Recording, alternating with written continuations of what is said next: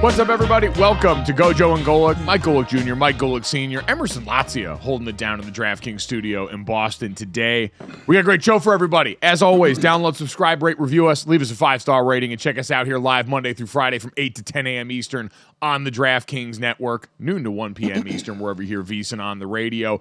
Got a fun one coming up today. Emerson, what the hell's going on? All right, dude. A lot's going on, actually, Mike. I'm glad you asked. We have a fancy graphic to tease what's coming up in this show. So like the CPR scene out of The Office, the Sixers and Bucks are, staying alive, staying alive. We're also talking baseball. Jake from Jomboy Media talking to us about the first month of the season. Also, Mike Trout injured again. Shocker. And diss track drama. Lamar, Drake, Joel Embiid. We are fully immersing ourselves in a lyrical death match between the biggest rappers in the game today. But guys, let's start in the NBA because the 76ers look down and out. But then they scored 7 points in the final 28 seconds at Madison Square Garden behind some Maxey magic. GoJo, how was Philly able to flip the script here? Do tell. It seems like one man, John Wick style, against the world. I mean, Tyrese Maxey put the team on his back. And Dad, the battery that we've always said this guy has in his back refuses to stop going. I'm glad the announcers pointed out exactly what we've all noticed about Tyrese Maxey for years now, is this has to be one of the best conditioned athletes in all of sports.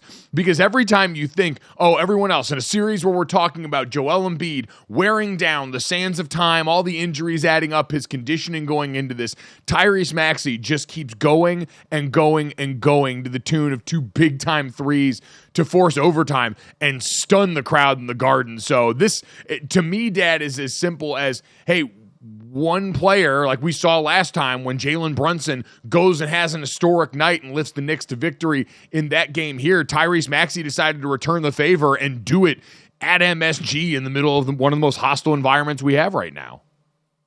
I think even that at that age, when I was a pro athlete, I was never in that good a shape. This dude is ridiculous. Played 52 minutes last night in the overtime game. I mean, there are times in your life when you feel like you were in the peak physical shape. Like for me, it was junior year high school wrestling. I felt the best shape I've ever felt in my life. I think Tyrese Maxey feels like that every single day. Every single day. The dude has nonstop energy. And what a flip from what game was the game 2 in this series, when the Knicks were down 5 with 30 seconds to go and Brunson brings him back. Now the 76ers are down 6 with a little under 30 to go. And I always say it to myself. I never really say it on air, right? But I say it to myself because people just yell at me and call me an old man. But it's true. Every time like a team gets that 4-point lead, the announcers inevitably say it's a 2-possession game. And I sit there on the couch, I say, no, it's not. You can get a 4-pointer. And I know it's rare. And sure enough, there's Tyrese Maxey getting the 4-point play. It's semantics, Mike, right? A 4-point game is a 1-possession game, not a 2-possession game. And while that one didn't obviously tie the score, just still my point, they needed every bit of that. You know, at the time there, he hit an unbelievable hanging three, so he got hit as he shot it and made it. It was ridiculous what he did at the end of the game. But I just needed to make that point. That is one of the dustiest and one of the most well-actually things I have ever heard someone say in sports broadcasting, Dad. Because spot the lie, right? Right?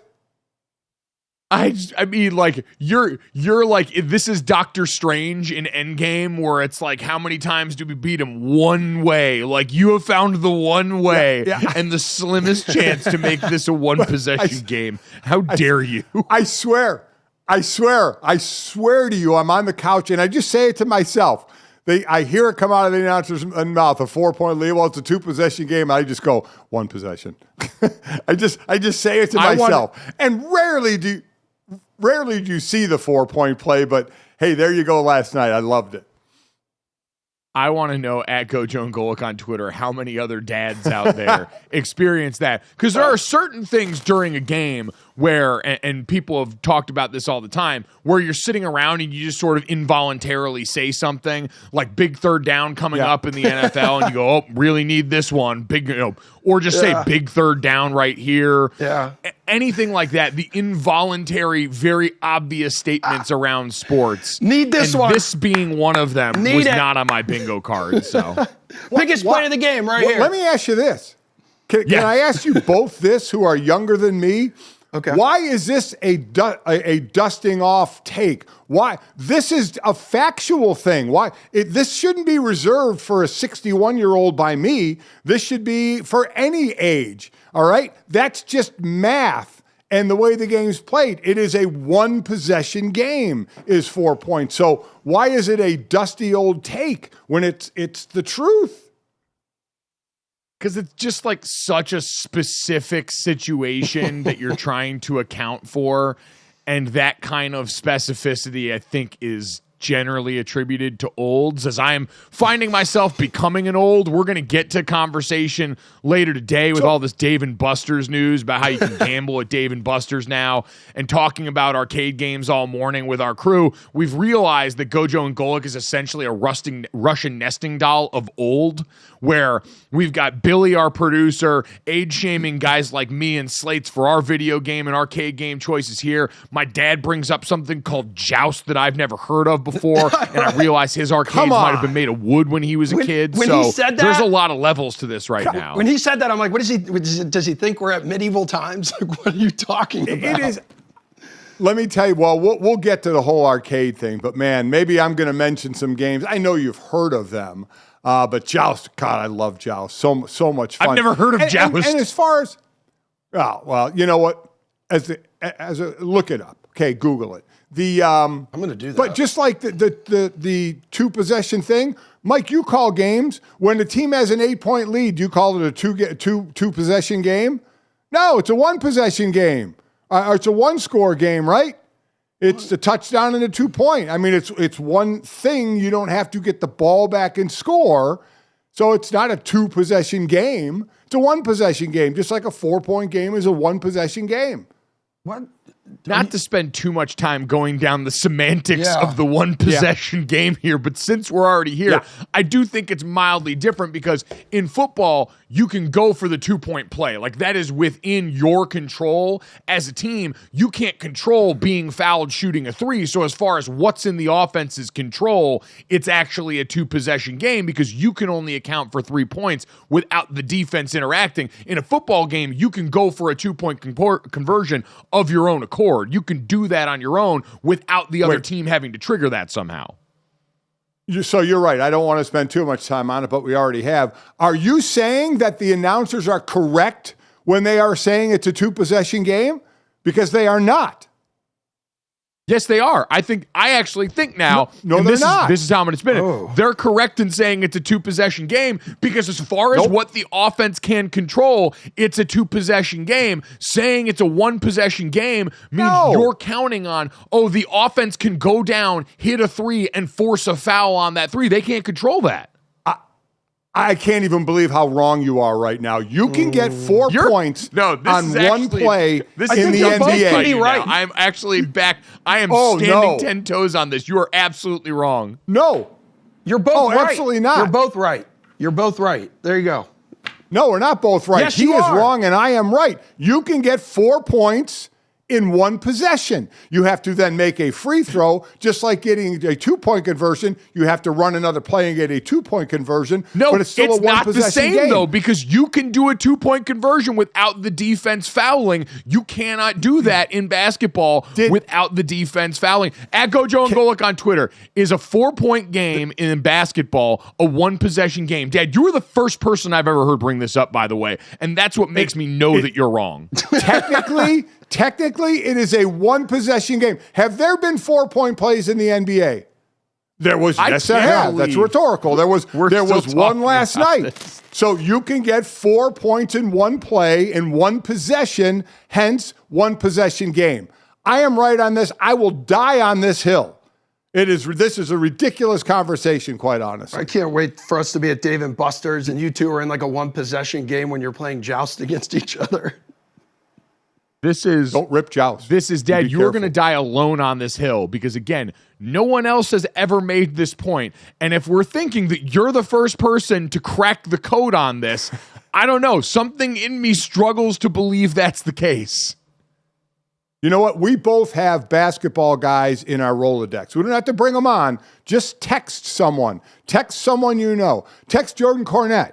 Text a basketball player. I'm going to do the same thing and just ask the question in texting them. And let's see what they say. I'm gonna text someone right now too. This is certainly in a sea of dumb stuff that we've wasted time on this show.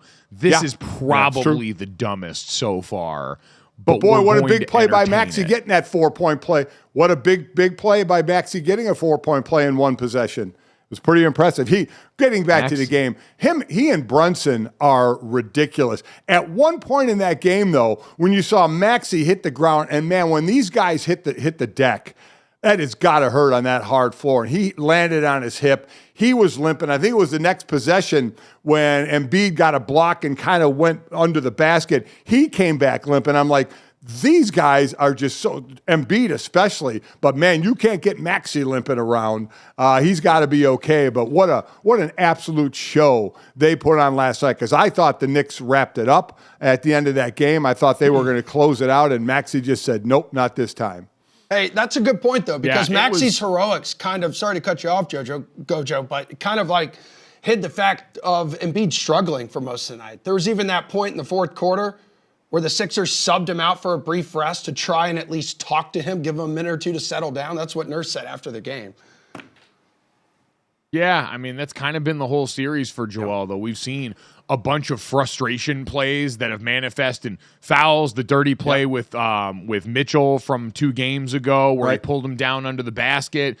A lot of this seems to be Joel Embiid clearly recognizing I am not myself. And Dad, we see this all the time. Like, every player knows when you're out there and your body can't quite do the things you want. But I think especially for star players, the guys that are used to being the ones that their team counts on, when all of a sudden your body's compromised or you're not in as good a shape as you want to be right now because of that, you feel that even more so. And for Joel Embiid, a game last night, almost double-digit turnovers on his own, a couple of them in critical situations. It looked like the culmination of body blows all series long. And thankfully, maybe Tyrese Maxey being able to take the reins for a night, which is kind of what we talked about, right? What the future of the 76ers looked like as we were all heaping dirt on them yesterday. And Tyrese Maxey, there's no doubt, is the biggest part of that future outside of Joel Embiid, and might even at some point have to grow into the bigger version, considering younger, healthier. As Joel Embiid goes forward here, I think the question coming off this season is really going to be going forward, how much can you continue to build with him as the centerpiece in Philadelphia without offsetting it and creating other people to help ease that burden? But last night, that was all Maxey on easing that. Well, I mean, most teams have to do that now. The super teams, I don't know if we have to go that far anymore, but you at least need somebody else. And all the pressure fell on Maxey when Harden complained his way out of there. It was, could they do it with Maxey? And Maxey stepped up and did it, because you have to wonder about Embiid every year. It's amazing. Normally you talk about a triple-double anytime it's good. A triple-double in the playoffs, you're like, yeah.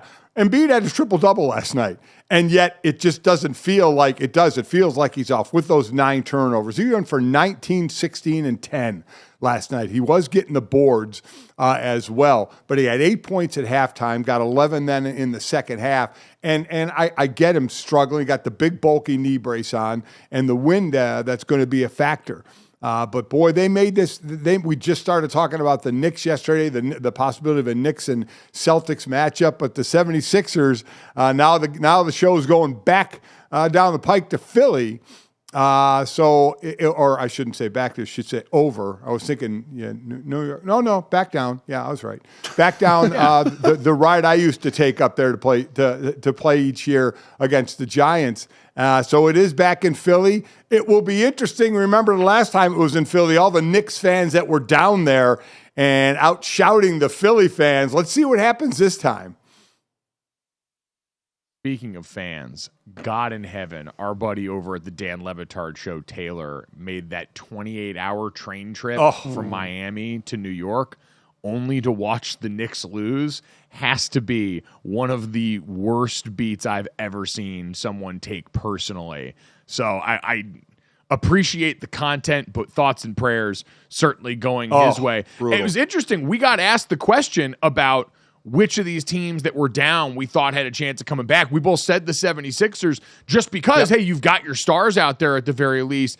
Emerson, the Bucks also decided not to go quietly into this good night and did it with none of their big guys on there. I think I saw ESPN Stats and Info say previously teams in the postseason that had been down their top 2 scorers were 0-13 in elimination games or something like that, and they managed to win.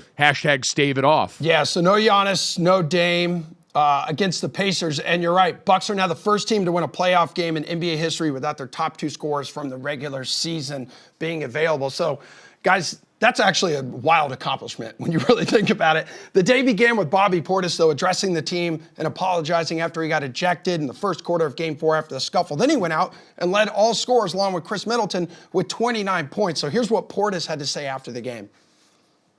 You know, the situation at hand, we're down 3-1. We're at home. We're down a couple players. None of that matters. The biggest thing is going out there and playing with swag, having fun, enjoying the game, but still locking in on the game plan. I think we enjoyed the game tonight. And when you have fun, when the ball moves, it's just fun, and it makes the game so much better. All right, so GoJo, the Bucks giving Giannis and Dame here a chance to play in the next game, which is going to be tomorrow night, Game 6. Doc said his 2 stars are very, very, very close, but gave no specific timeline.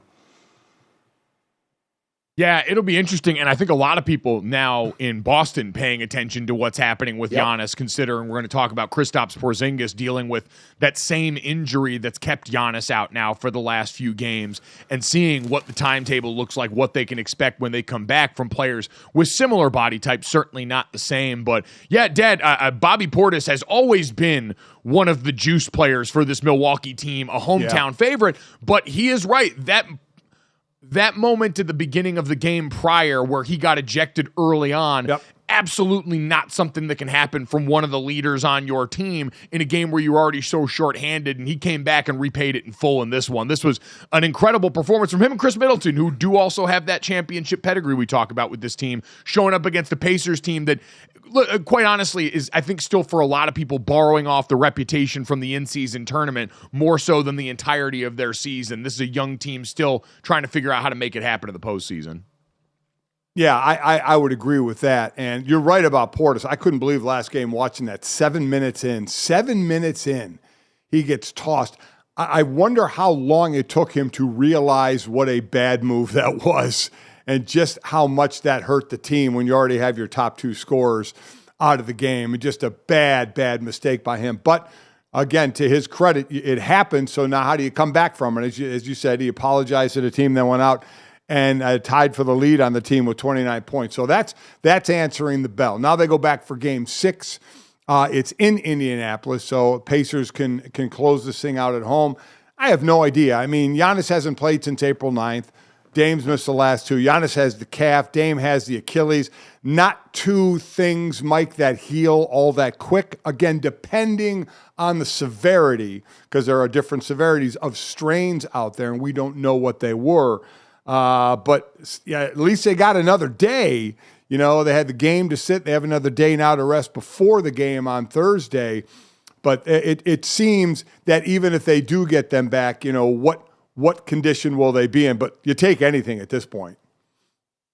You do, but it's the worry with guys of this size because Kevin Durant lurks in the back of all of our minds and how badly this can go. It's why as we look forward toward tonight for Boston, man, oh man, closing this thing down and giving your stars some extra time to rest, especially Kristaps Porzingis, seems paramount at this point in the series. Coming up next. Now that we're not having conversations about 4-point plays anymore, we got to have a conversation about the beef that hit the timeline yesterday. We need a little added help to do it as we also look around the NBA for some other teams that staved off the boogeyman.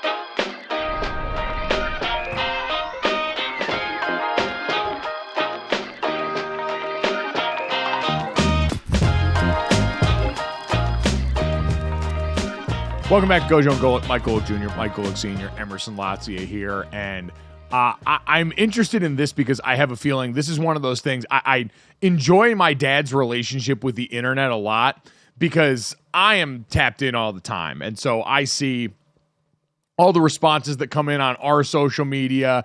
Dad will have a take that definitely reeks of age, and people will be going in on him. And I know my dad has no idea any of this is happening. He doesn't see any of this stuff, is blissfully unaware, and it's perfect. He's the perfect sports talk weapon because he doesn't care about any of the criticism here. My dad is here to say what he believes, and then right now, honestly, go take care of his dogs because I think you're still solo dadding at this point, right? So you're a single dad who works too hard. Yep, 3 dogs. So I'm in zone defense right now. Dude, yes. That is the best. I love when Meg goes out of town. It's just me and my 2 dogs. We're just chilling. There's nothing better than that. You don't have to say anything because your wife's watching right now. I think for my dad, it's a little bit cumbersome. Yeah. It's three is tough. You got the 2, Emerson. 3 is a good, tough number. But they're small.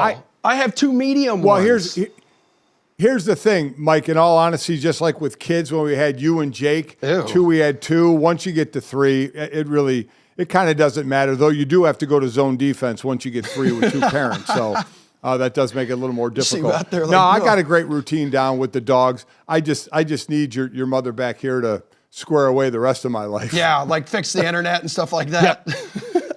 Exactly. Yeah, all the other things that we worry deeply about my dad when he's on his own with there. But the thing we don't worry about is you understanding anything that's going on online. And so the notion of coming on here and mentioning the Kendrick Lamar diss track that just came out for Drake.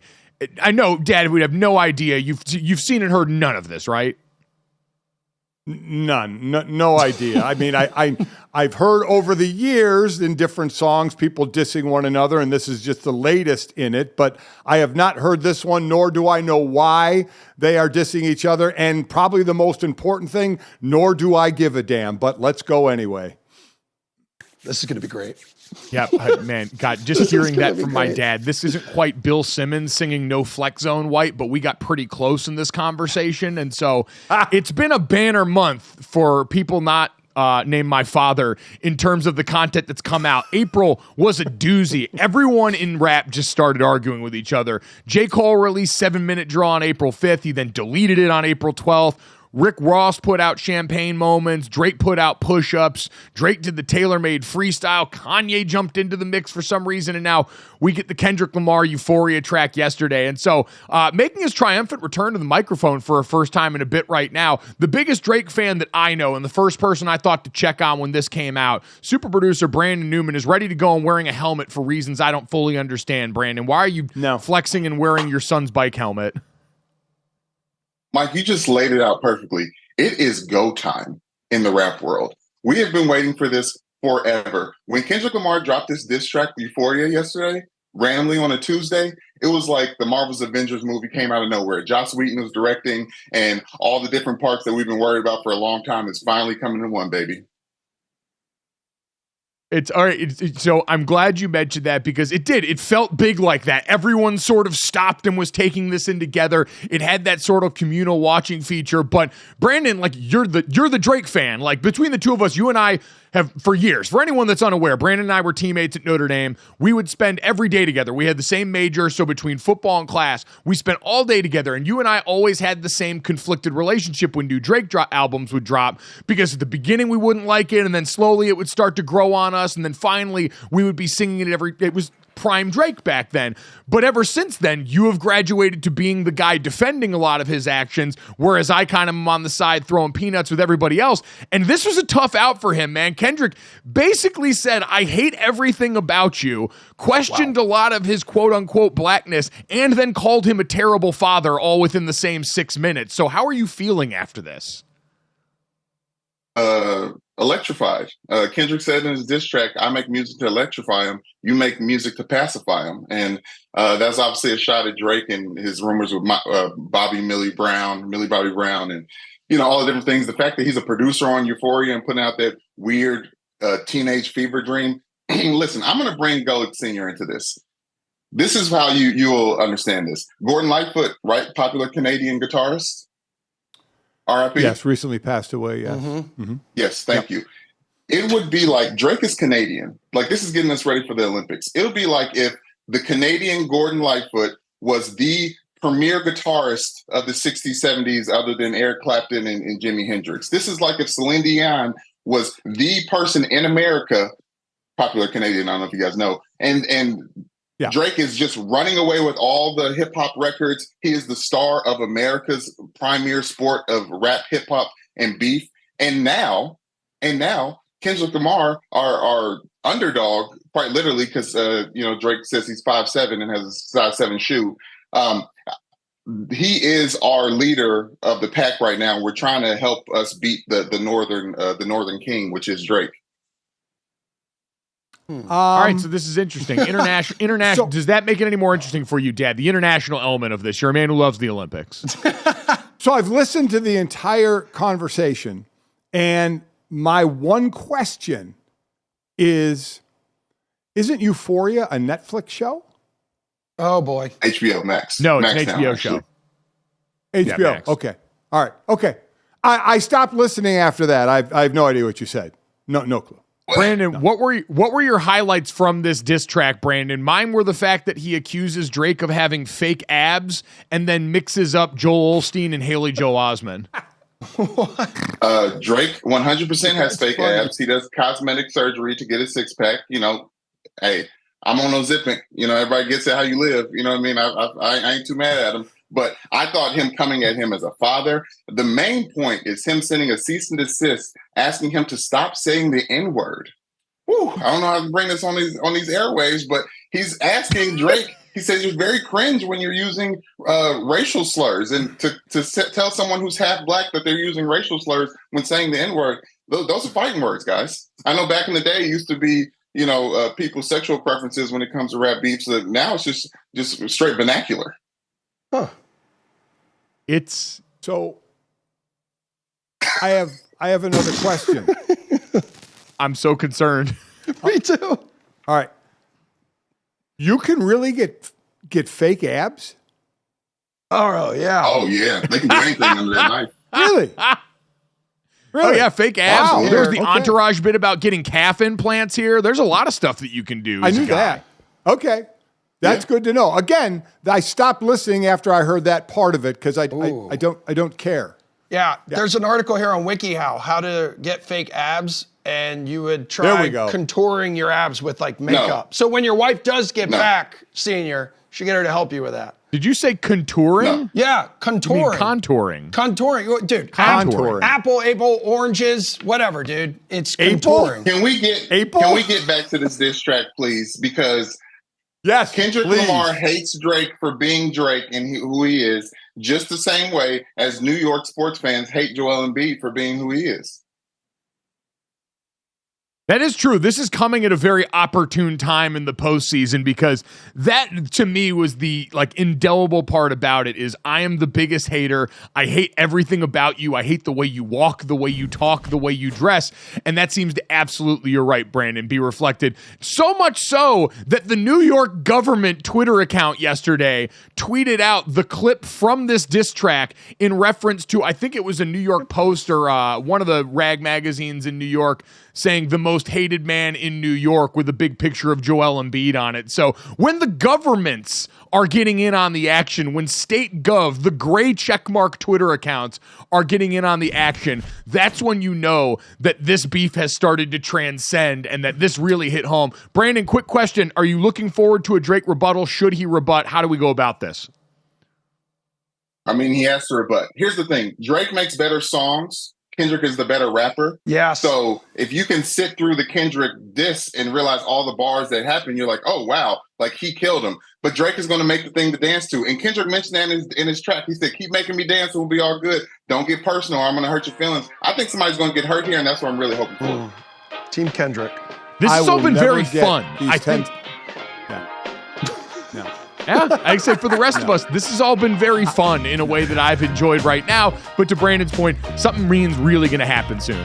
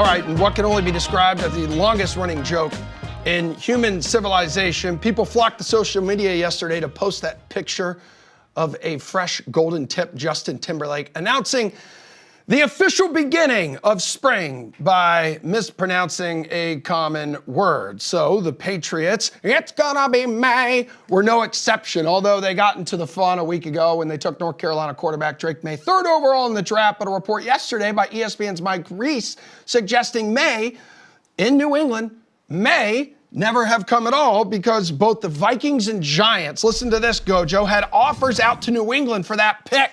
So the Giants had offered the number 6 overall pick in their 2025 first rounder, while the Vikings were ultimately willing to part ways with number 11 and number 23 overall this year, along with a first rounder next season in exchange for the third pick and 2 mid-round selections from New England. So which offer would you have taken? This is wild. These are meaty offerings. Meaty offers here, Dad, but this is the conversation we had in the lead up to the draft about how much is your quarterback of the future worth to you relative to these things. Right. We talked about this a lot more, I think, in the trade packages that we thought might come up for the Arizona Cardinals in that 4th overall pick when we thought, hey, would quarterbacks go 1, 2, 3, 4? Would there be a need to get up that high? And when the Cardinals, who ended up taking Marvin Harrison Jr. there, be inclined to trade back a little bit and maybe think they could still get him later on. When it comes to this, and especially I think this for me is coded in, I feel so strongly about Drake Maye that I thought this was a really good pick for them and trying to secure your quarterback of the future, that I probably would have held on to Drake Maye even in these circumstances here. To me, and I don't know what's most interesting about this to you, Dad, to me the most interesting part is it does make me wonder, hey, if Minnesota had pulled this off, are you still taking J.J. McCarthy at that point? Were they so smitten with him that it would have been him at the number 3 pick? Or is this a testament to Drake Maye and the draw that he would have had at that spot, since most people in popular theory thought it was going to be some order of Caleb Williams, Jaden Daniels, and Drake Maye at the top? That's something we'll never know until someone from Minnesota writes a book, because if they were going to trade up to 3 to take J.J., then as we said, we got all lulled into, wow, they stayed there, only had to go up 1 spot and got who they wanted. So, boy, they won. And then they kept their 23rd pick, which obviously worked out pretty well for them as well. So, I mean, as far as New England is concerned, it all depends on the grade of the next quarterback, what Mike was saying. And we've talked about this before, because you go to the 6th slot, you still have that 6th pick, unless there's going to be a trade, Arizona wasn't taking a quarterback, and the Chargers weren't taking a quarterback, and they ended up making picks there. So you could have got the next quarterback, which, would have been whoever was after the first, the 3 that went. So if Drake Maye actually would have gone, unless they would have Minnesota, well, it would have been the Giants trading up. So bottom line is you would still have the 6th pick. You still could have got a quarterback. So it all depended on your grades of all the quarterbacks. That's what it all comes down to. And if you think Drake Maye, and also if you wanted to go back to 11, pick up another first round or the one next year and start looking ahead to maybe we'll get a quarterback down the road. What are you doing this year? Is it, who's playing? Are you going to bring someone in? Are you going to stink this year? And what does the draft look like next year? Because you have to have people obviously looking ahead to what the next group of players coming out. So if they obviously had Drake Maye, Mike, pretty highly ranked as far as where the quarterbacks were. So if that was in fact you had him ranked the highest, not enough to drop down and grab another guy, then that's exactly what you should do. Well, I do think that is reflective of next year's quarterback class in some way, like especially for the Giants being involved in that, because that's the one thing we were all wondering in this draft, going all the way back to this offseason at the Combine, when you basically saw the Giants put up the for sale sign there in a way that always smelled fishy. I don't think a team that really wants to move on a quarterback would have told that many people they want to move on a quarterback as they walk into the final year of Daniel Jones's guarantees really in the contract. It was always a 2-year deal, more or less. And that debate over, do you try and reset the clock now at quarterback and just eat that financially, or do you give Daniel Jones the last shot like they're doing now after drafting Malik Neighbors? To me, Dad, all of it is an admission that, hey, next year, we talked about this with Nate Tice's early look at the 2025 big board. Riley Leonard, the Notre Dame quarterback by way of Duke, the first quarterback on his board, Shedeur Sanders, the odds-on favorite at DraftKings Sportsbook, on and on down the list, Jackson Dart, Quinn Ewers, none of them carry the same cachet or hope that the quarterback class this year did. And I think a lot of these moves, or even would-be moves, sort of reflect, hey, we're not really sure if there's a guy that we can count on to help elevate our franchise in next year's draft yet. I completely agree. And oh, by the way, I'd say 3 of these ones taken in the first 12 are going to bust too. So you look ahead and you don't give guys a lot of credit in the next group. Some of them may turn out to be better than some in this group. It's how it works all the time. But you have to go with what your thought is and what your scouting is and what your feeling is. And I agree that next year's quarterback class is nothing to write home about on paper. So there's not going to be a lot of people positioning to tank for said quarterback. It's not going to happen. You tried to get right this year, and we'll see. We'll see. But I'm not going to lie, I've never saw that Justin Timberlake meme in my life. What do you? Yes, you have. Don't say that. You have. Everybody has. You've heard people say that. No. Don't be like this. Never heard it. Don't do it. I'm telling you, I haven't. Yes, you have. His hair looks like ramen noodles. You know, it's the young Justin Timberlake. I saw frosted tips. They were big back then. We put up the picture, Emerson, and I saw the picture. I did see that, but I have not seen it out on social media. Yes, you have. I've never seen this meme. You have. Just like 4 point. You're right. 4 point Today, game is I 2 saw possessions it for the first time.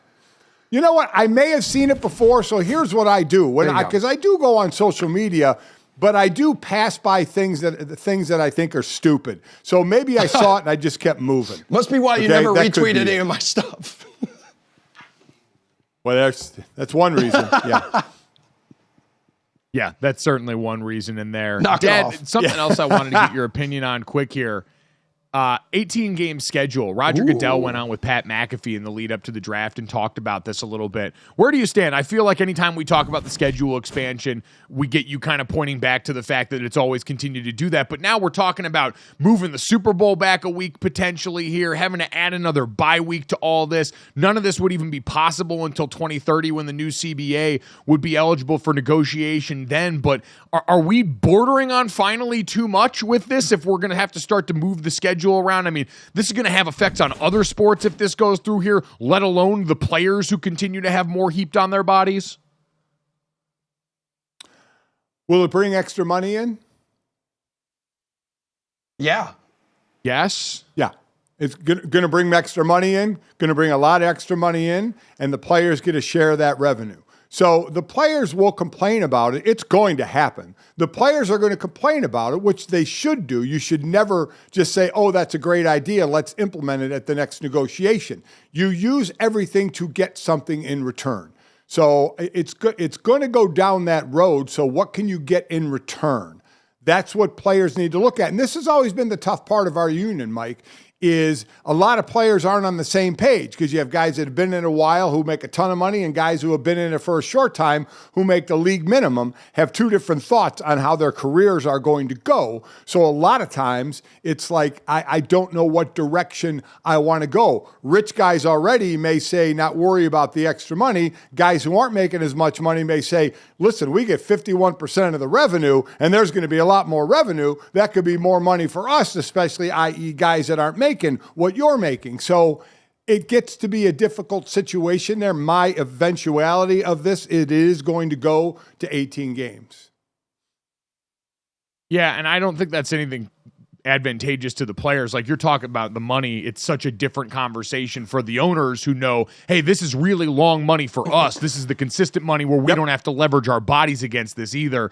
That always makes that a really difficult conversation when it comes up. I agree, the owners generally, because of their positioning in this, tend to get what they want out of these because they've got that threat and that carrot they can dangle in of the money that would come from all of this. But I do wonder at some point when enough is going to be too much with the way the NFL keeps packing it in. But so far, they haven't found that limit. And if there's one thing we know about rich people is they're going to keep drilling that well until it's absolutely dry.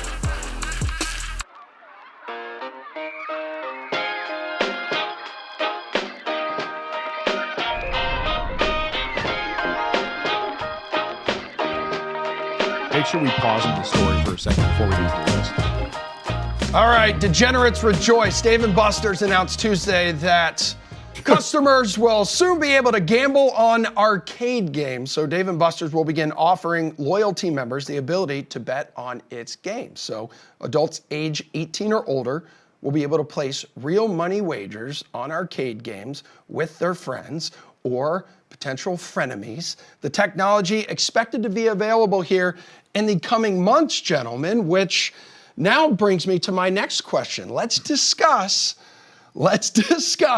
our top 5 arcade games here.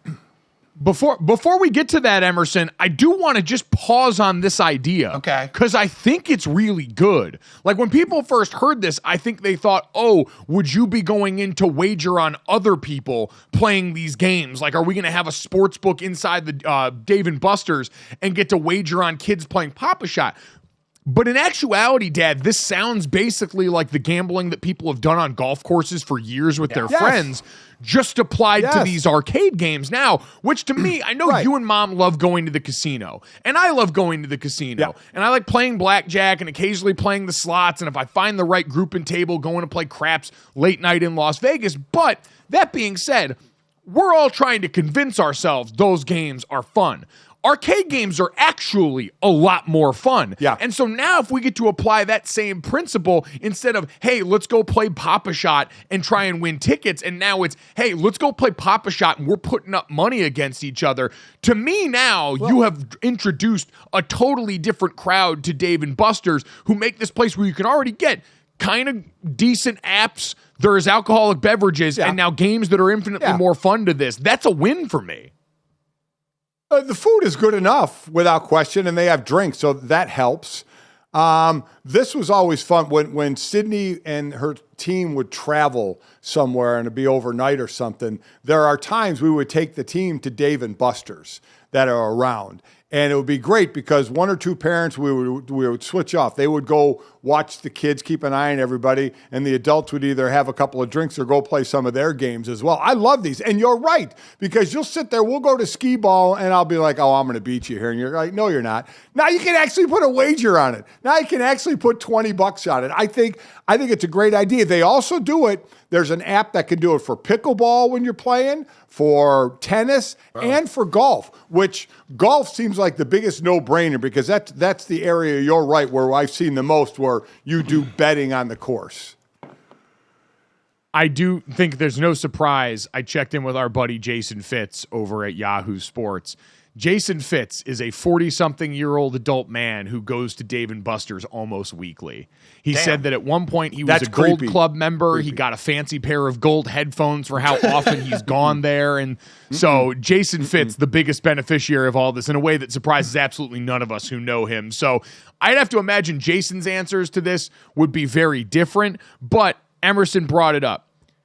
We need to start thinking about the games that we would excel at here. Oh, yeah. So we asked me, Dad, and Emerson to all make our top 5 arcade games of all time. And I have very serious questions about who understood the assignment here. I'll go first to try and set the table for what I believe will be the best list of this bunch.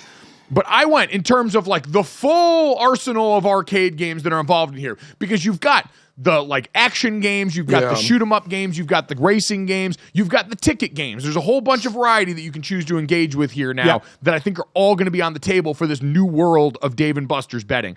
So for my list, I'll go 5-1. I went number 5, the claw machine. Lore for my family. We used to go, when my dad was covering the Pro Bowl, we would go to the Wailea Cafe in Honolulu, Hawaii, when we would go out there with him, and we would ransack their claw machine for the entire week. We would never be able to travel home with it, so we would just leave a bunch of the stuffed animals for housekeeping to do what they wanted with it, but it was about the thrill of the hunt. We're catch and release fishers with the claw machine there, so that matters a lot to us. Number 4 is air hockey. I think one of the best like bar arcade games that you can play, especially with friends. Infinitely competitive, very nice feel to it. You got the cold air coming up on you, which for me being a chubby kid was huge. Number 3, my favorite old school arcade game, Galaga. Timeless, an absolute classic. Enough skill involved, given obviously like the level of graphic design in this isn't super nuanced, but you can do the thing where you have the ship come down there and abduct one of your ships and then you shoot it, and now you you get the double up, and you can really start to rain hell on these guys. Great game. Skee ball number 2, nice smooth feel, a little bit of athleticism involved in this, the light touch that you need here, and you get to do a little bit of physical activity, some standing time with the beer in your hand. And number 1, Time Crisis. When I think of all of like the first-person shooter games in the arcade, I think of Time Crisis, the game where you got to shoot off screen to load. You can press that little button down below so you can crouch behind things. It's a rush. It's slightly interactive, and to me, it's the quintessential arcade game. So there's my top 5, Dad. Do you understand the assignment now? Oh, I understand what your answers are in the arcade you go to, and that's fine. Listen, there's no right or wrong answer here. Claw machines are interesting because you can find out within 1 or 2 tries if you're going to win anything. Sometimes the claw is pretty loose, and you think you have something and it slides off. That's when I don't waste any more money in there. Of your games, the type you're talking about, I love skee ball. I'm a monster skee ball fan, and I do like a good pinball machine as well. And if I were to do it, I like the where you sit down and like the racing things or the shoot 'em up ones. But I went old school on this one. Disney, and I don't think they have it anymore. Disney, and I forgot what it was called. Was it called the Graveyard? I can't remember. One of the floors of the Monster Disney arcade was all video games I grew up with in their arcade. So it was the Disney arcade, and one of the floors had machines. So that's the route I went. I get what you did. This is the last time, when I go to an arcade, that's where I went in Disney. And number 5 for me of those was Asteroids. I love asteroids, love blasting the asteroids out of the air. Number 4 is Mario Kart. Again, there are better driving games today, but I'm talking about when I was really into video games. I did play that there, Mario Kart. Number 3, I'll stay in the Mario family and go Super Mario. Love Super Mario Brothers. I enjoyed that game very much. Number 2 was Joust. I'm amazed you guys don't know what Joust is, but I shouldn't be too amazed because games have really obviously come along. And number 1, I think you'll even agree, Mike and Emerson, is an all-time favorite, Donkey Kong. I mean, that's just one of the classic video games that has been out there. So I know you've heard of all of them, maybe except for Joust, where you get to fly from level to level on a horse. Well, I've heard of all of them. Like Joust is a little bit older than me, but I just don't know if I've ever been to an arcade where you can play all of these, like especially Super Mario and Mario Kart. I have never seen these in regular arcade rotation. This is like when we did the fast food list and you picked a bunch of regional ones. But they were still fast food. You didn't say national fast food. You said fast food. So I wasn't wrong. And again, I'm trying to tell you. But we said arcade here. I don't know if you can play 2 of these in an arcade. The most time you can in the arcade at Disney. Again, I don't know if it's there anymore. This is when we used to go on to ESPN Weekend all the time. What's that? Yeah, it was called Disney Quest.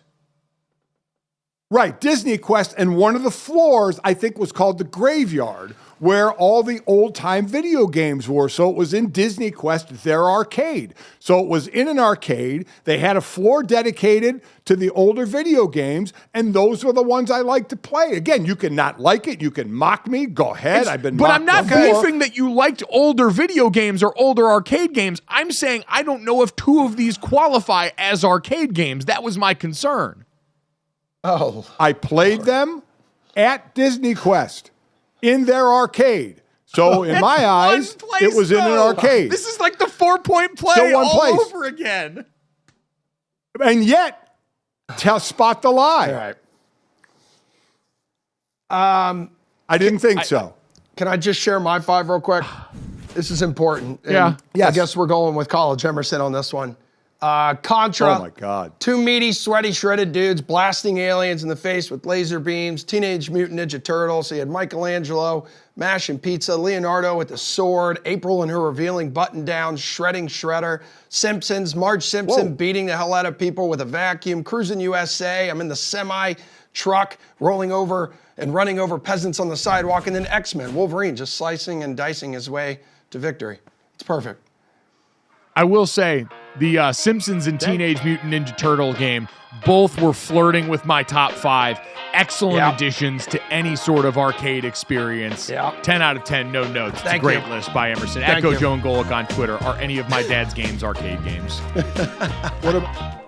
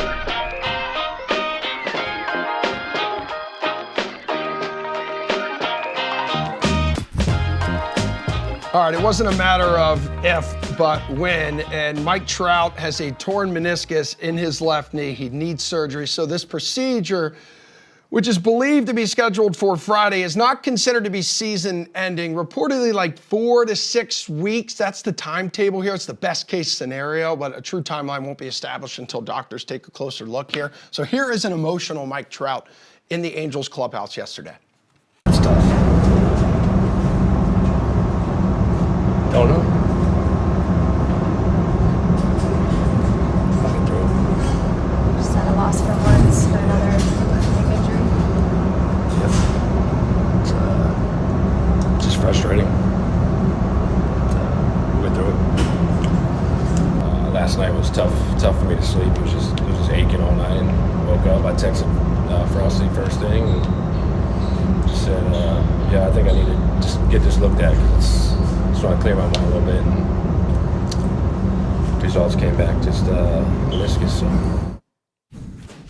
So this comes 4 days after high-priced third baseman Anthony Rendon, who doesn't even like baseball, revealed that he's dealing with a high-grade partial tear in his left hamstring. So those two combined to play just 385 of a potential 972 games from 2021 to 2023.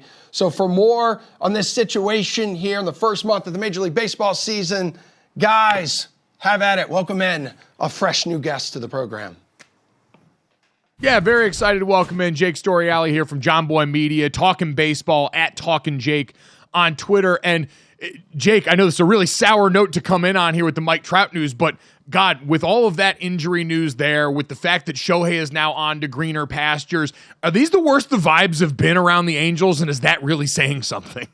Oh man, well, hey fellas, thank you. I'm a proud. I grew up in Connecticut, so to be bopping with the boys this morning, I'm ready to go. Let's go. And so yeah, we can start with some rainy news. Man, I don't know. We could probably do an Angels top 5, top 10 worst moments list. Unfortunately, easy. So I don't know. I mean, man, there was a week there where everyone was like, "Hey, Mike Trout, he's leading baseball in homers again. He's still got it." And now to have this news happen, it's the Angels, man, they're a sneaky. If we went around and we did all the sports franchises, where they would land on the list would be really sad for what they're trying to do. So I don't know, man. And I'm laughing. I mentioned the Connecticut stuff. I go back to Bryce Harper being on the cover of Sports Illustrated, him and Trout coming up together. And then Harper was the injury prone guy like 6 years ago. And now he's basically the king of the world. So look at that. So, I mean, what happens? A team that hasn't been to the postseason in 10 years. You mentioned he's tied for the league lead in home runs with 10, only hitting 220 though. I believe his contract runs at like $34.5 million for like until 2030.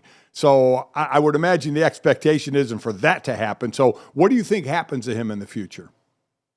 Man, we daydreamed one episode because you see the contract, and there was the Philly rumors for years because he's the biggest Eagles fan in the world and all that, and Harper, and they're not shy to add some guys. So that became like a dream for a little bit. When you start doing the money on it and you start doing the age, it's starting to get to a nervous territory.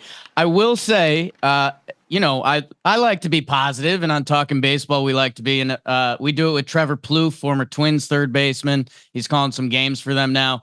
And he got me daydreaming of, I'm 34 now. There's days when I still look like I'm 23, but he got me daydreaming of a thick, older DH Mike Trout. And I want to be a part of that dream, man. Mike Trout just getting on base, hitting 38 homers. Maybe that keeps him healthy. I don't know. God, we're both 34, and you're right. You look 10 years younger than that, and I look somehow older than my 61-year-old father that sits here next to me on the show every day. So I don't know where along the line you and I made different deals with the devil, but I like the bargain that you struck a lot better. So that's a big win there. Jake, I feel like the first month of the season, though, we've been talking a lot about stuff like this, where it's been a lot of the negative headlines. We had to weather the Shohei gambling stuff early on in the season. There's been a bunch of pitcher arm injury issues that we've had to worry about here. To your point about injecting some levity into this, like, what's your favorite thing? What's the thing that's made you smile through the first month of the season here that can get people excited? Because I feel like we've had a lot of tremendously negative national headlines about the sport for the last month. Well, I can, from a personal aspect, I am a Yankees fan. That's how this all started. Me and Jimmy, we started doing Talking Yanks. That's on Yes Now. And I'll be honest, like our company, we're like 50 full-time employees or something now. And, we look around and there's about 30 Yankee employees here. And it's like, okay, did that affect the hiring process? But I'll tell you what, during one of the worst Yankee seasons last year, the office felt that in a big way.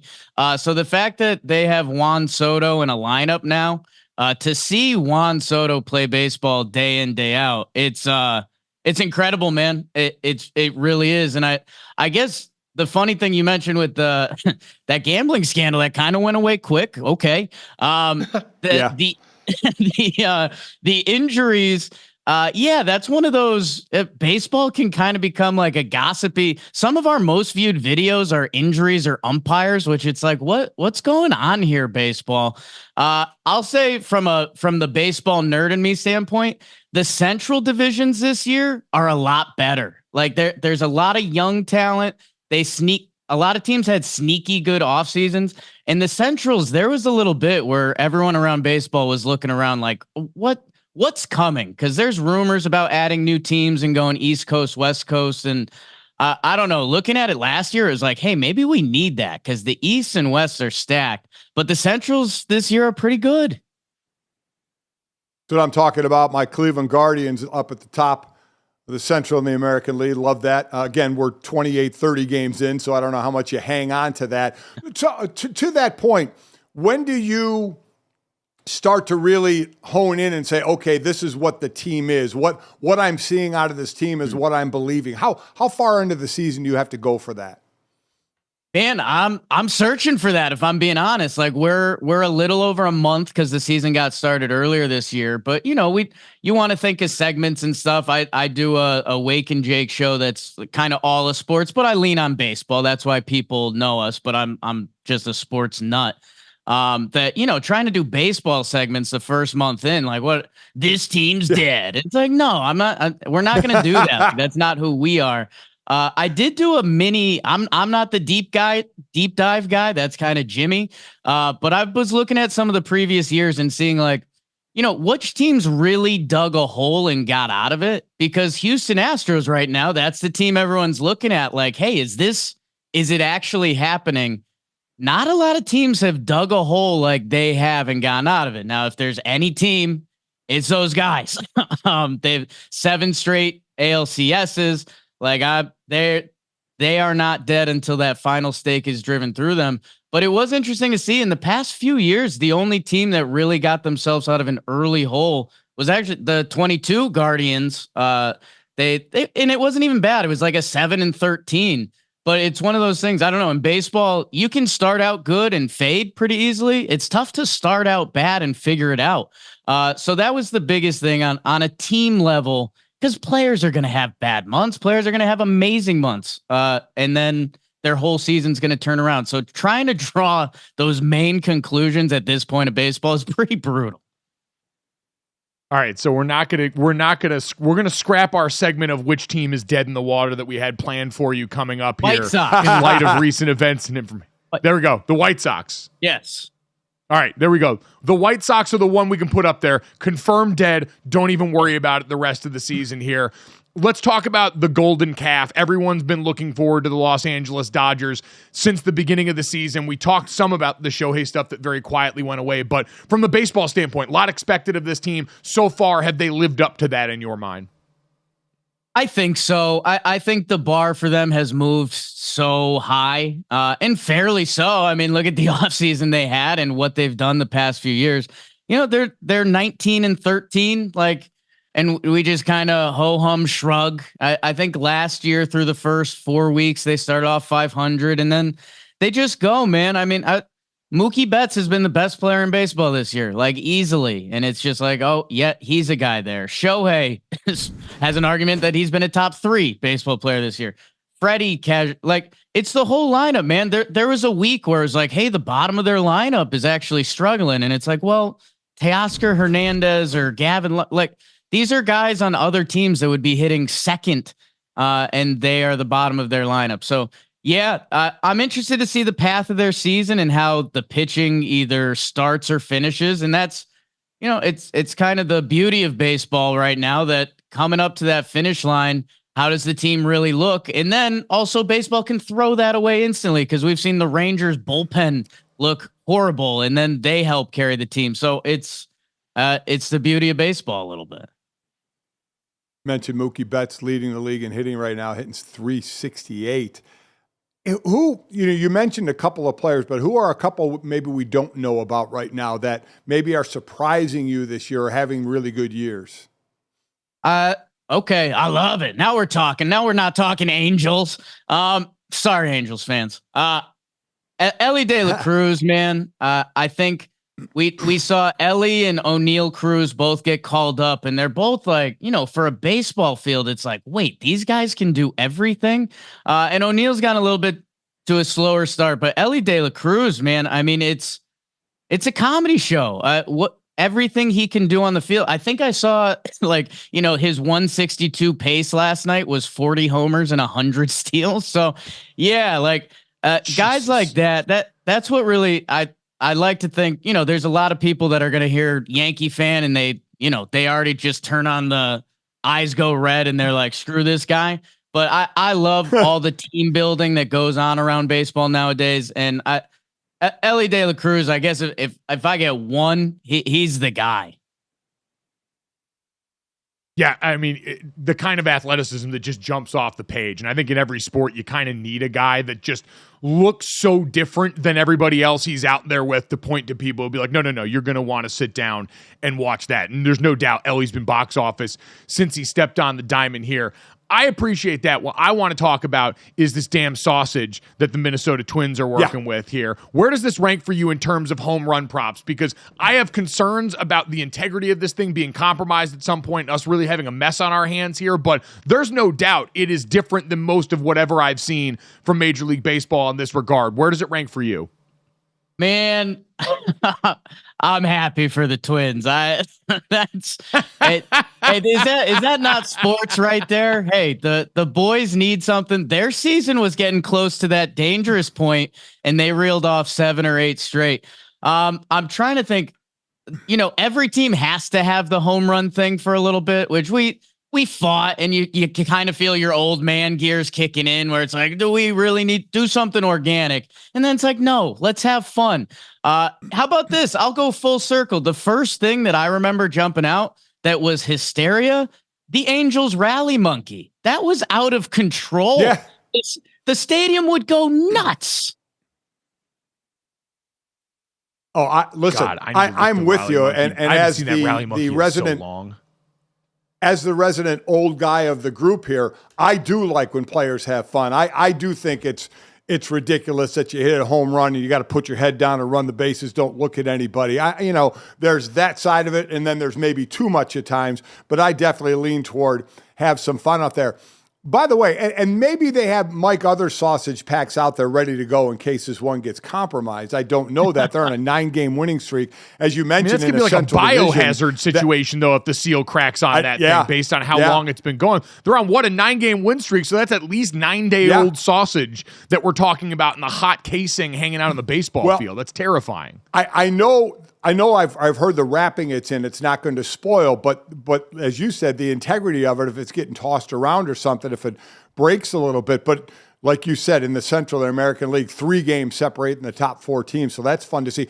You mentioned the Rally Monkey. Are there any other ones that come to mind for you, whatever a rally cap was or a home run or any kind of celebration? I'm trying to think. There have been so many in baseball.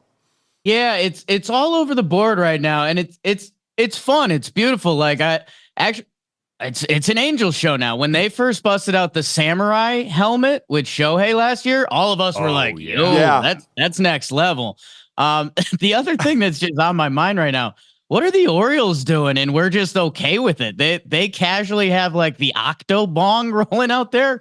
And they're just like, hey, baseball's like, hey, thumbs up. This is our young, fun team.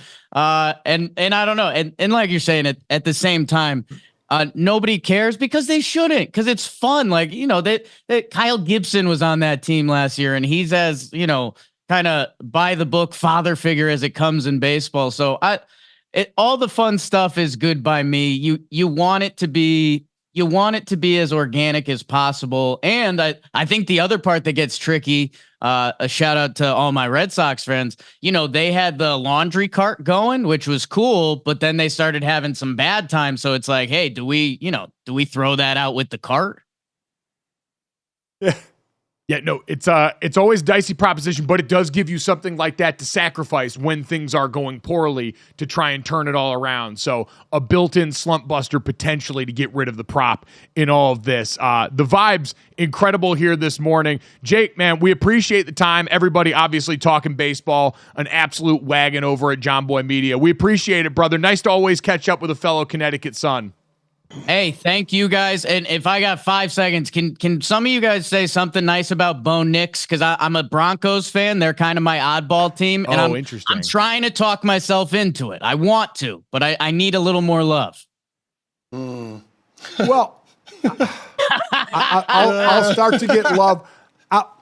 I'll give you some love if he can beat out Jarrett Stidham and Zach Wilson, which I'm sure the fans are hoping that he could do. Listen. You know what? He's going to play. I'll give you some love to work with here.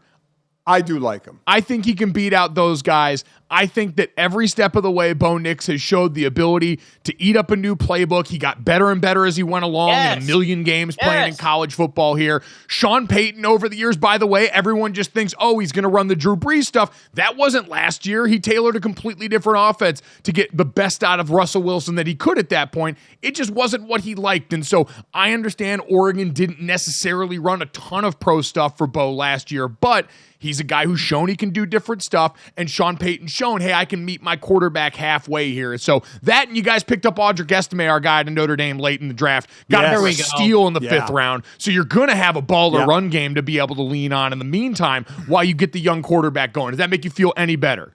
Yeah, I mean, the initial reaction did not, but that did. So thank you very much. You got it. Go. Here to get you fired up. I'll send any more Bo Nix propaganda your way in the meantime. Thanks, brother. Thank you, guys. Oh my God. It is peak copium season right now for NFL fans across the board. Even baseball fans that are NFL fans are just kind of all peeking at the draft. Like, maybe we did something good. I've gotten texts from people that I know, hey, how'd we do in the draft? What do we think's going to happen? Do we like what we did? And it's like, yeah, I like the guy. I like the player. Now let's see the transition. God knows Bo Nix, 61 starts, is going to be able to pick up the offense. He's had to do that a couple of times. He's smart enough to do that, and that's a big part of it, how quickly you can pick up the pro game, and then it's about the physical aspects of it. With the biggest thing to me, Mike, with quarterbacks from college to the NFL is obviously how fast you have to read, but how much faster, tighter the windows are. I saw a Bill Belichick breaking down one of the quarterbacks, and that was one of the things he was saying is there was a quarterback in the pocket, and he froze on a receiver who had a DB kind of on him. And Bill's line was, that's as open as you're going to get in the NFL. And the quarterback didn't throw it because he didn't think he was open enough. And that's where Bill was like, you're going to have to learn to fire that ball in there or hit the timing of it, because that's the coverage in the NFL you're going to have to get used to. I think that's probably one of, not the biggest, one of the biggest things that the quarterbacks in college have to acclimate to. GoJo, if he wins the starting job, talking Bo Nix, he will be the 14th Broncos quarterback since Peyton Manning. That wasn't very long ago.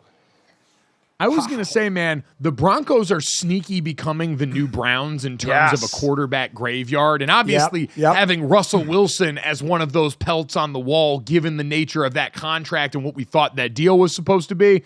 It is big Broncos country. Let's hide energy. But hey, we're just coming off the draft. So why ruin everyone's life right now with the reality that their team is probably still going to suck, when instead we can just kind of focus on the positive stuff, at least for the time being. And then we'll get to July and August and hit you with the cold, dead reality of what's going on there. Speaking of cold realities, coming up next, we'll take a look at this last stretch of the first round in the NBA playoffs and what the Boston Celtics need to hope for here on the Kristaps Porzingis front heading into the home stretch of their playoff run next.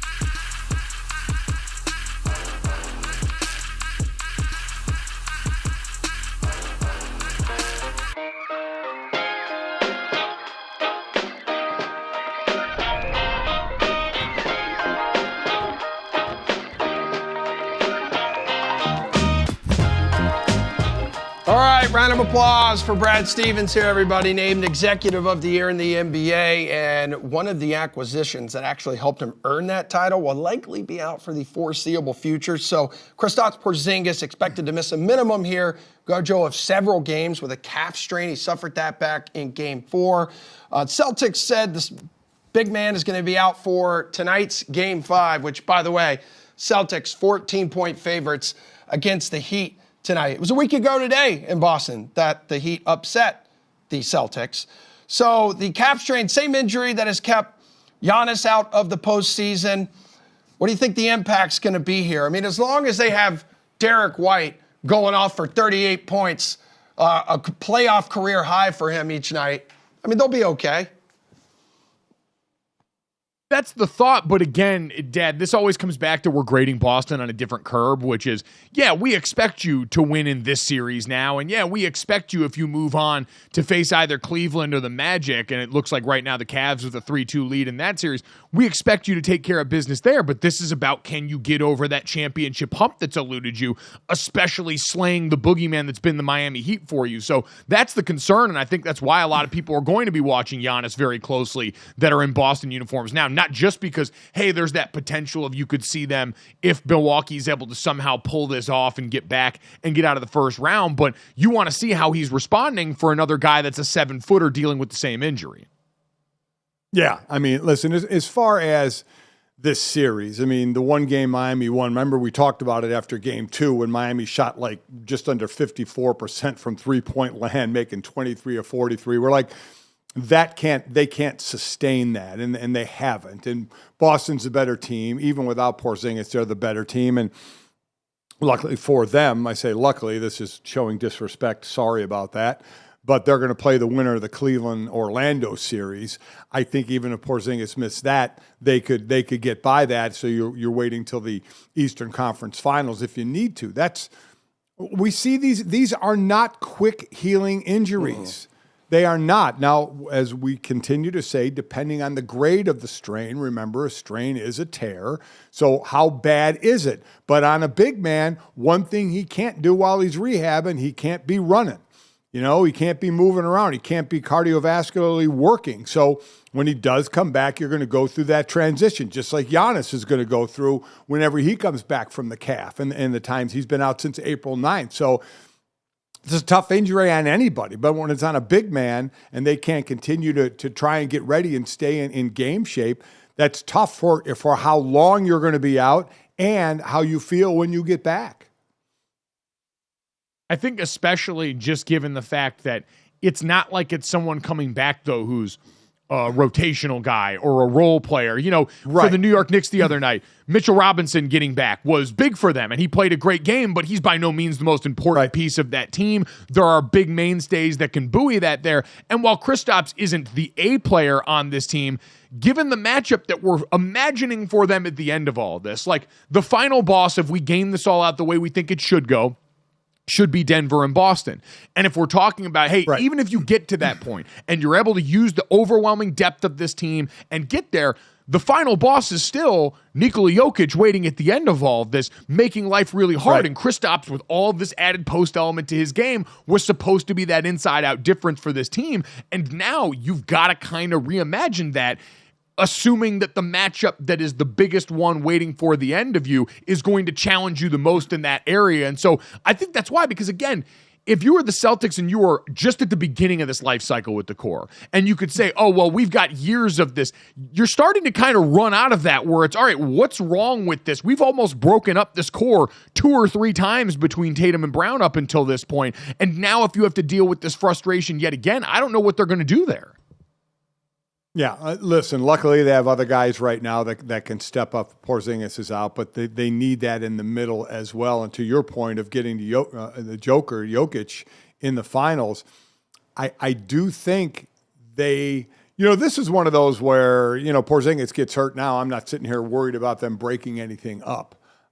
This is a team that's hopefully for them built for a bit to get the payoff, and I think they'll get to the finals this year. But with Porzingis, see how much you can get away with going without him as he heals up, because one of the worst things with a with a muscle injury is coming back to a muscle like the calf or a quad, or then you talk about a hamstring, is coming back too early. If you're like needed out there, so you force it to come back and then you strain it again, that's the death knell right there for then coming back after that. So I think they're going to be in a pretty good position to be able to be without him as long as they need to. Well, I mean, hell, I don't know why I even gave him credit for just the first round. Like, staring down the Knicks potentially on the other side of this bracket right now, that one, you're not out of the woods given the nature of this, given how that team plays and wants to grind you. Dad, I think the worst case scenario still sitting in the back of everyone's mind, we mentioned before, is Kevin Durant, right? That's the worst it can go for a tall athlete with a calf injury that's even remotely connected to what's going on with your Achilles. So I have a lot of worry about that. Obviously, we're still not out of the first round for a lot of these other teams here. We mentioned a bunch of teams able to stave off elimination. In the West, we have everyone gone but the Clippers and Mavericks series here. And Emerson, we got the news, unfortunately, Kawhi Leonard's still going to be out for Game 5 for the Los Angeles Clippers. Yeah, and it's going to be the third contest that he has missed, GoJo, in the first round playoff series here. He also missed games 1 and 4. So the series currently tied at 2-2. It heads back to LA tonight, and LA is a 3-point dog at home. Here's the interesting part, though, GoJo. Clippers won both games that Leonard sat out and have lost the games that he has played. Yeah, and Dad, this kind of goes back to when you're dealing with a star with an injury like this that's flared up, it all of a sudden affects them. We've seen it in the 76ers series with Joel Embiid, where if I don't know all of a sudden what I'm getting from you on the court in the same way that I usually did, that presents a problem. On the other side, it's been interesting, Dad, for the Mavericks, hearing Luka Doncic, who's been a late season surge in the MVP conversation and one of the best offensive players in basketball, saying after the last game, I feel like I'm letting Kyrie Irving down right now, where Kyrie has looked like the best player on this team fresh off of that 40-plus point outing in the last game. And so I am interested to see. I would imagine we've got a big Luka game loading. He doesn't seem like the kind of guy that even if you're throwing the world at him is going to stay down for too long here. And so I'd say this is a great opportunity for the Mavericks. Well, you've got Kyrie playing like this. You match that with what I'd imagine is going to be more vintage Luka soon. And all of a sudden, this is a series that the Mavericks can absolutely pull off, especially while you're dealing with a shorthanded Clippers team. Yeah. Yeah, I agree there. I would look for Dallas to be able to pull this off.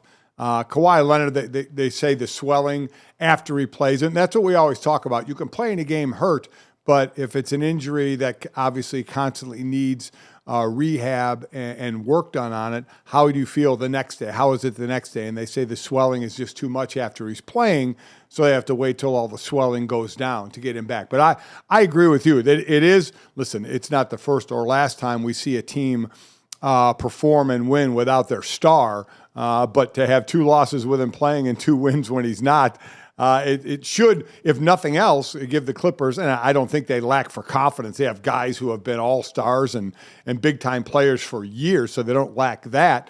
That shows, okay, we'd love to have Kawhi, but if we don't, we've proven we can take care of business. But I do think, I agree, I think Dallas ends up getting out of this series. Selfishly, that's kind of what I'm rooting for, because now that Kyrie Irving isn't espousing conspiracy theories publicly anymore and just like hooping, it's a great reminder of what an incredible player Kyrie's always been, how compelling his game is. And the fact that we have now 2 of the most gifted offensive players in modern NBA history in the same backcourt together, that's exciting. And Luka Doncic, another guy the NBA I'm sure would sign up to keep building his star in the postseason there. But if all of a sudden we have a bit of a Kyrie renaissance in the postseason, that's going to scratch the itch for a lot of us, because he's got some of the most aesthetically pleasing offensive game that I have ever seen. I won't go so far as others to say that he's the best offensive player in the league, but there are few people that can pull that ball on a string the way that Kyrie does, between the handle, the finishing ability there. He's got all of it on a team where he's not even the best guy consensus. So that would be the win, I think, for all of us visually and as game watchers going into the next round. But we'll wait and see if the Clippers have anything to say about that.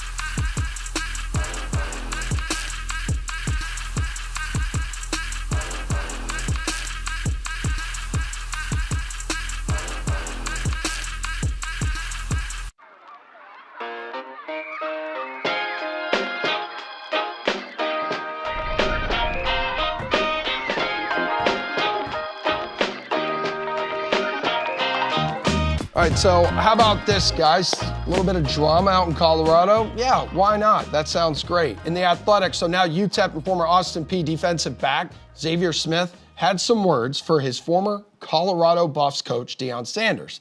Smith said that Sanders destroyed guys' confidence and belief in themselves.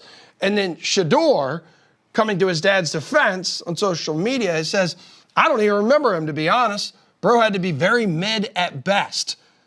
What's going on in Colorado here, GoJo? Because Shador's response there kind of was backing up what Xavier Smith said, kind of proved this point. It does feel like things are getting a little toxic out west.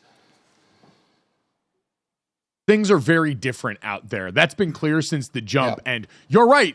Shador's comment basically underlined exactly what was written here. And shout out to Max Olson over at The Athletic. Dad, the piece was detailing where all of these transfers landed, the 53 transfers that left Colorado in year one for Deion Sanders and their path. And I know there were some people around Colorado media kind of beefing about why this is still a thing, because what went on there was unprecedented in terms of the scope of this. We have seen coaches be able to basically cut players for a long time, but more so with the rules now. We have seen players transfer out of other places. Ole Miss has been a portal monster much in the same way, but the scale at which Colorado did this and how brazen and public they were with it made it a story. And so Max went and told the other side of that story. In an age of player-led media, Dad, we still don't see a lot of college players having their stories told and their voices heard. We see their positions backed up by a lot of people in the media, the higher courts and stuff like that. And so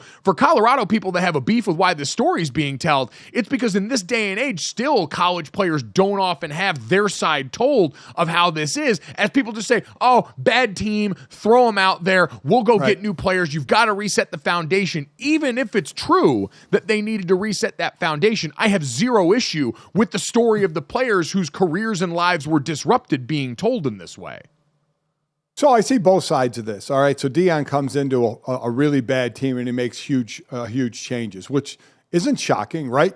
You wouldn't expect him to go in there and say, you know what, it's status quo. We're going to stay exactly the same. But he does everything publicly, and he made a lot of changes publicly. And they came out of the gates and they were talk of the town. They ended up going 1-8 in the conference, 4-8 overall, and I don't see it getting much better down the road for him or that team as well. We can get into all that with recruiting and blah, blah, blah. And from Shador's side, Shador is sticking up for his dad. I understand that as a father-son relationship.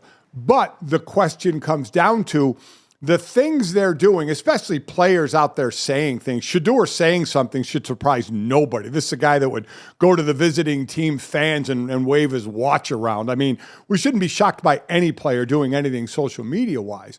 But what we're talking about here, Mike, is the way it's been done, okay? Because you're right. This happens all the time in college football. College football is a series of one-year scholarships, not 4-year deals. That was a long time ago. Now they're 1-year deals, and you basically can lose that scholarship. You can stay on to get your education, but as far as not playing football. So that's been going on. To me, it's how public Deion is, how brash Deion is, and he treated this like professional sports, right, in cutting these guys. Now, he may even go more than that because we see Hard Knocks and we see some compassion by the head coach when he's cutting a player. Right. You know, it's not all, you don't belong here. Now, we'll probably start to hear more and more of what guys are saying because they are human beings. You could not want them on your team. There are ways to handle that. And if it truly is being the way these guys are said, it's be a pretty bad way by the way Deion is doing it. You can end a relationship, you know, and not just with an axe. You know, you don't have to use an axe to do it. You know, you can be nice about it. So I think that's the thing, and I think that's what we're trying to find out, Mike.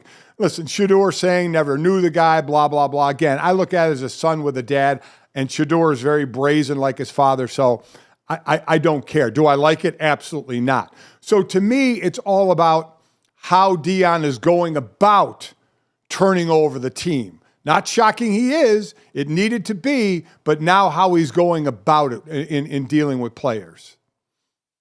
Because I think a lot of this, and what a lot of you see from the player perspectives in this article, it wasn't unanimously, oh, Deion's a monster for this. A lot of them were just talking about, hey, this is, to me, more fascinating to look at the path that more players have to take in modern college football. The fact that some of these guys are already on their second or third stop after their time in Colorado, and what it does. I'll never forget after Coach Weiss got fired during my sophomore year, he said to a lot of us, I feel bad because this is going to change the course of life for a bunch of guys on this team because of something that you couldn't control. And for some of these guys, they were never going to be good enough with Deion coming in here. He made that big show of it. And so I think that story being told is appropriate. The Colorado conversation is interesting, though, Dad, because you're right in that this has been the attention economy that they've been winning right now. Everything you've described there is great for bringing attention. They've all said, no one of these guys imagined Lil Wayne would be running out of the tunnel at Colorado before a game, doing a concert with College Game Day there. They've brought the attention there, and Deion's bravado is a big reason why of that. The other side of this, as they talk about the football portion, coming in and saying this is a place that needs a foundational reset, is how they're going about that. Yeah, we knew the roster churn in year one was going to need to be substantial, and we thought, hey, in the portal era, you've got the ability to do that more so than ever before here now. How's that going to work? And in year two, when we look around, we still kind of feel like we're waiting for the results of the experiment. Year one was just a lot more of like the inconsistency and uncertainty that we had kind of expected there before. And then how you present all of this, the packaging. Like for Shedeur, when I saw that tweet, obviously wasn't the best teammate move in the world, and we've seen plenty of stuff like that recently. I was just talking to someone the other day. Jaden Daniels transferred out of ASU, and they're ransacking his locker in the locker room and putting it on tape. It's just a different generation of dude as far as their relationship with what they're willing to put online. But for Shedeur, who hopes and sees himself as a potential number one overall pick, that's the kind of thing I'm sure if anything's going to come up, you're going to look back and go, all right, the first chance he had publicly, yes, he defended his dad, but he also did that at the expense of a guy that was on the team with him there. I have no idea what their relationship was like. But again, that's one of those things. Hey, I'm all for living your truth, but this is the kind of receipts that people are going to come back. If we saw people referencing Spencer Rattler from high school and how they thought that presented there, I do wonder what kind of conversation this will be for people scouting at the next level. Yeah, and that's always the thing, how much actually affects a draft pick, right? All the different things you heard about Caleb Williams, of what he did and his personality, didn't affect him going number one. So it all depends on where you are thought to go. Now, as we talked about in Nate Tice's top 25, he didn't have Shedeur Sanders. Others have Shedeur as one of the top one or two quarterbacks, him and Quinn Ewers. So I don't know where he's going to go. I think he's one of the better quarterbacks coming into this year. But I think that's it, Dad. You're right. That's the way to frame it, is none of this matters if Shedeur is unquestionably the best guy. Deion coming out and saying we're not going to go play for certain teams, bad-mouthing guys that were on the team that bad-mouthed you in return, and having that public sparring on social media doesn't matter if you are unquestionably the best. Where this gets interesting is if he's not. And that becomes the much different, much more difficult conversation to wrap our arms around. So, I mean, for both of them, right, it's show me. You got to show us, right? Shedeur is probably going to have a good year. Hopefully he doesn't get beat up as much as last year, and probably go we think in the first round of the draft, and then he has to prove it. For Deion, Mike, I don't think it's out of school at all to say I see at least two more losing seasons, and then what's the discussion? He brought all the spotlight on Colorado, which was great for Colorado. It was great, I mean, for what he's done. But they were 4-8. I don't think they're over 500 this year, and then they don't have Shedeur anymore. Then they got to find another quarterback, which they'll either be homegrown recruit or they'll go out and try and get in the portal. So if you go 2 more years of losing records, how much is the bloom off the rose then for Deion? Yeah. Like I said, that's an interesting question, is if you can't reset that foundation on the offensive line, and trying to portal that whole position group is not something we've seen succeed so far, and you're a quarterback not related to Deion Sanders, are you signing up to come out there for that experience, knowing, hey, I'll get the exposure, I'll get in front of a lot of people media-wise, but until they prove they can protect that position, and that's still the chief question going into this year. While Deion Sanders does not want to go out on the road and recruit, what does this start to look like post-Shedeur is a great question.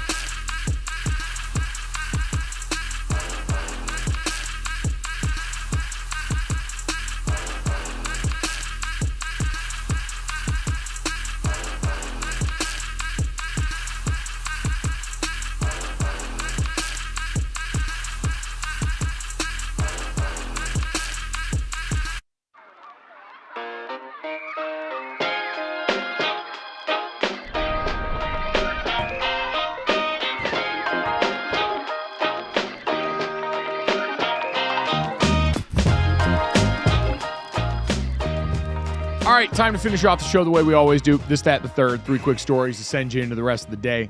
Make sure you download, subscribe, rate, review us. Leave us a 5-star rating and check us out here live Monday through Friday when you can from 8 to 10 a.m. Eastern. If you miss us there, you can catch the best of GoJo and Golic from noon to 1 p.m. Eastern, wherever you hear VSiN on the radio.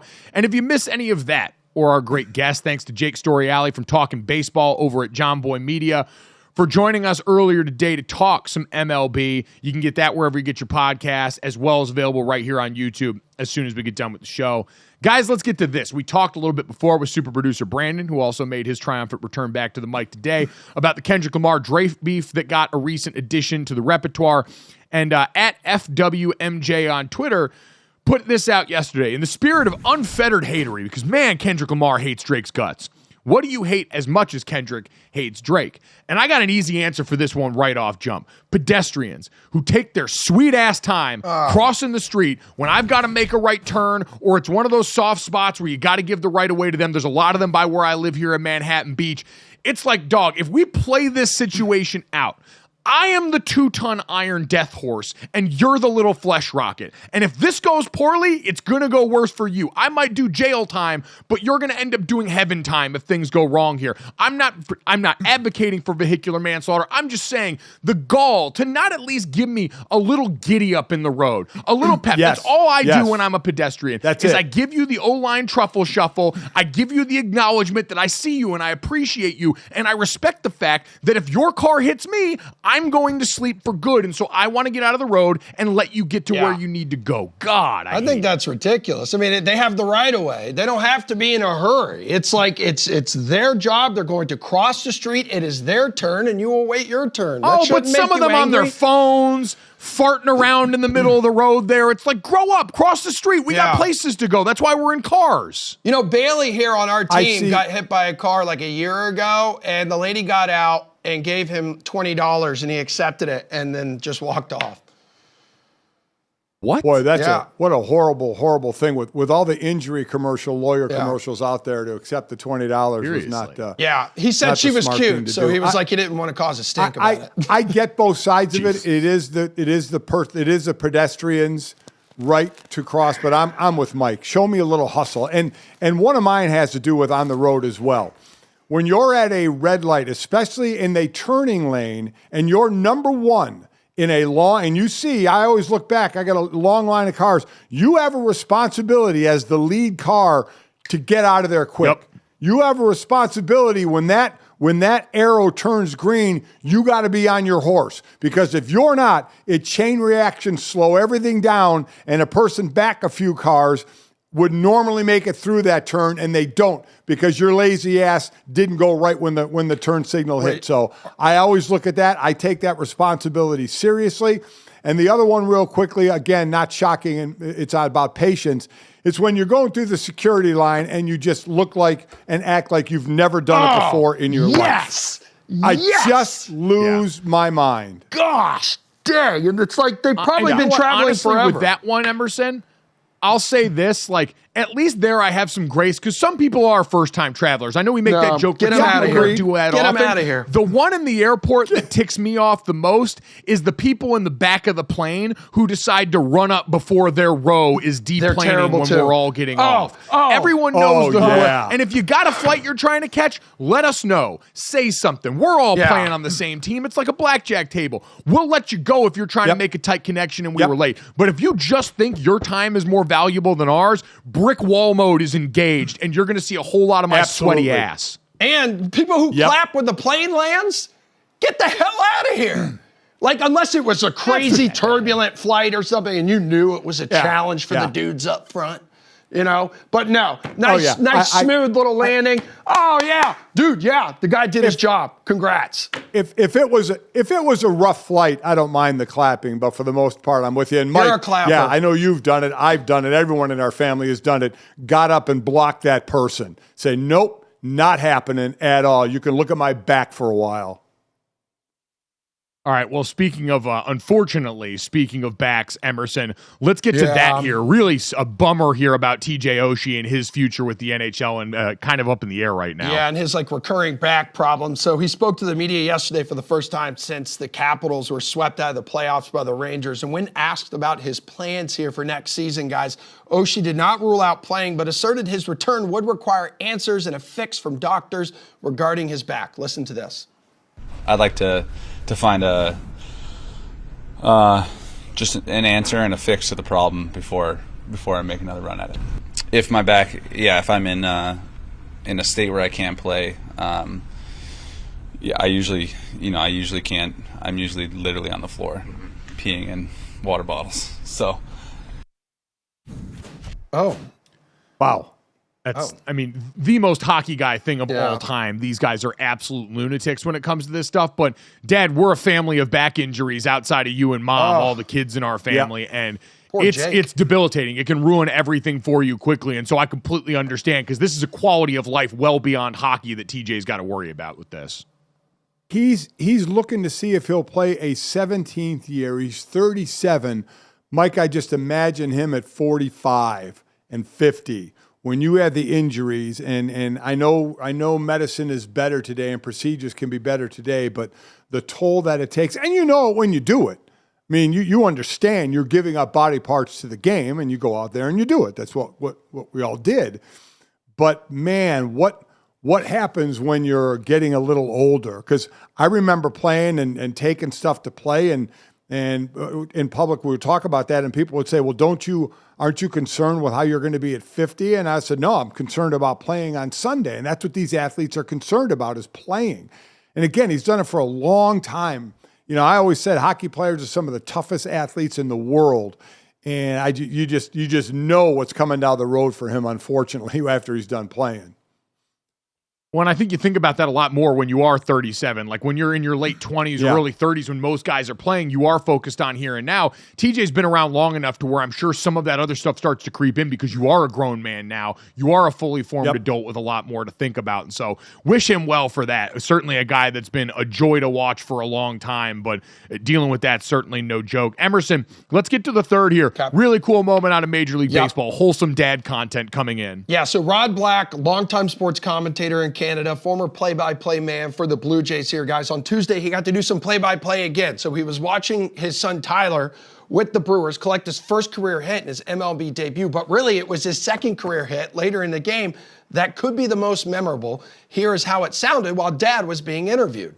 Hit. I think hand-eye from hockey also helps. There's a base hit to right field for my boy, Tyler Black. There you go. Oh, there you go. 2 for 2. Happy birthday, Nancy. That was incredible. He's got tears in his eyes, guys. This is an incredible moment for the Black family. Congratulations to you guys. What a fantastic day. Yeah, it's awesome. I think we're going to start drinking heavily. Just perfect timing there. Perfect timing. It's an incredible setup there by the folks at Bally Sports Milwaukee. Sophia Minert was in the crowd interviewing Rod during that moment, and peak dad energy right there. Obviously emotional. What a cool thing to get to experience with his kid. And then to also remind people, now we're getting drunk to celebrate this. I love how he went into sportscasting mode, right? Because that's what he had done, on the hit. That was just awesome. I mean, you couldn't have scripted that any better to have his dad on that call. I only got to announce you kids one time, and it was neither you or Jake.